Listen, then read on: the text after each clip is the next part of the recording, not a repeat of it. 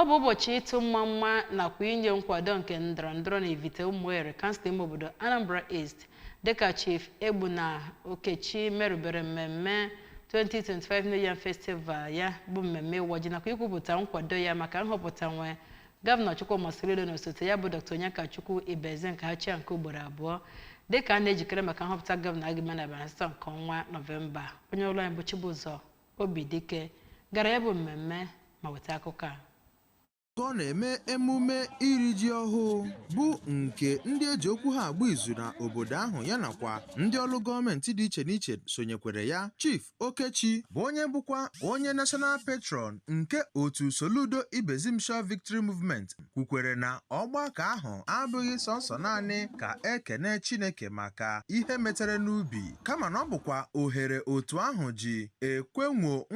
nkwado ha nyegara ọchịchị apụga na steeti a ma kenezikwe Gọvanọ Soludo maka ụdịrị ọchịchị o wetagoro. Onye na-anọchite anya ndị Hausa n'obodo Aya Melum bụ Mohammed Saidu nọzikwara n'oge ahụ kwe nkwado ọchịchị Gọvanọ Soludo nke ugboro abụọ ma kọwazikwa aka na-achị steeti a dịka onye nwere obi ịnabata ma ndị bụ ndị nke ya ma ndị na-abụghị ndị nke ya ma kwezie na ọ bụ akparamagwa kpatara eji nwee udo tọrọ atọ n'ebe ha nọ. Oge ọ na-etinyekwe okwu ekene nke ya, onye Managing Director ụlọọrụ Anambra State Waste Management Authority ASWAMA bụ Maazị Mike Ozemena nakwazi Chief Chike Ezenduka nọzikwara n'otu kene Chief Okechi maka ịkpọkọnata mmadụ niile bịara ebe ahụ dum.